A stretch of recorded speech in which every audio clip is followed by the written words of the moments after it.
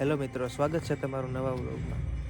તો આજે આપણે જવા જઈ રહ્યા છીએ અમદાવાદ, અને અમદાવાદથી આપણે જવાના છીએ પ્રયાગરાજ કુંભ મેળામાં. આ વર્ષે કુંભ મેળામાં ખૂબ સારું આયોજન છે અને ખૂબ જ પબ્લિક થવાનું છે. આવો આજના પ્રથમ બ્લોગથી હું શરૂઆત કરું છું, પ્રયાગના પ્રથમ બ્લોગથી હું શરૂઆત કરું છું. તો બધા સપોર્ટ કરજો, ચેનલને સબસ્ક્રાઈબ કરજો, આગળ વ્લોગમાં બન્યા રહેજો. તો વાગ્યા છે સવારના 6:30 અને આપણે આવી ગયા છીએ તળાજા.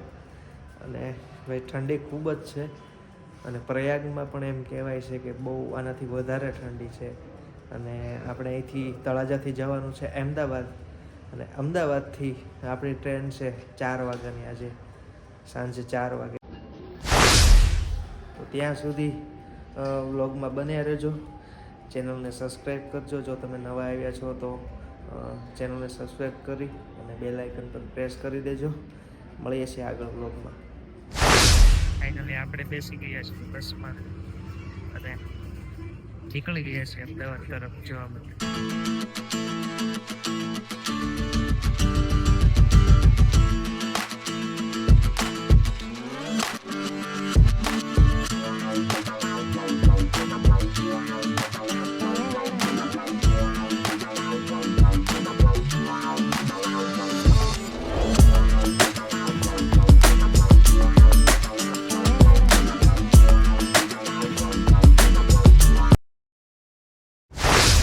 દોસ્તો, તો આપણે ખેદરા પહોંચી ગયા છીએ અને નાનકડો એવો હોલ્ટ થયો છે.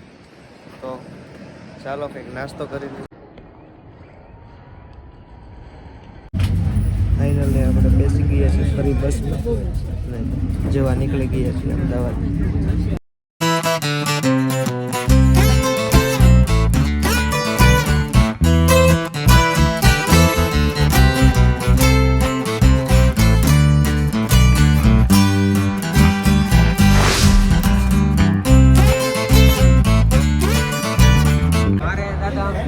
મિત્રો, આપણે પહોંચી ગયા છીએ અમદાવાદ, અને અહીંથી આપણે 4 વાગ્યાની ટ્રેન છે.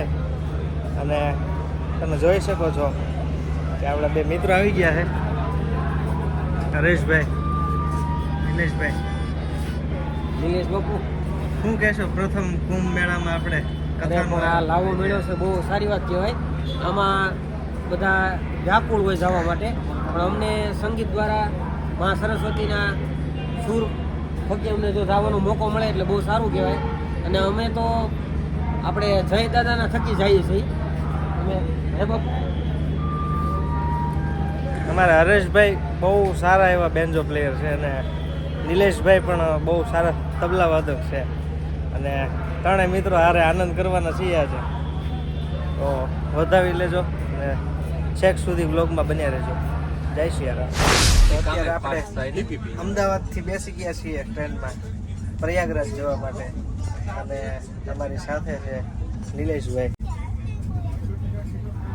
દાદા છે રેથલથી. અને આવતીકાલે પહોંચી જઈશું આપણે પ્રયાગરાજમાં કુંભ મેળામાં, અને બધા સાથે મળીને કથામાં આનંદ કરવાનો છે. નિલેશ બાપુ મોજ કરવાની છે. બન્યા રહેજો બ્લોગમાં. જમી કરીને આપ સૌ ફ્રી થઈ ગયા છીએ અને સુવાની તૈયારી કરીએ છીએ. તો આજના બ્લોગને અહીં સુધી રાખીએ છીએ. ત્યાં સુધી આવતીકાલના બ્લોગમાં બન્યા રહો. જય શ્રી રામ, જય માતાજી, હર મહાદેવ, ગુડ નાઇટ.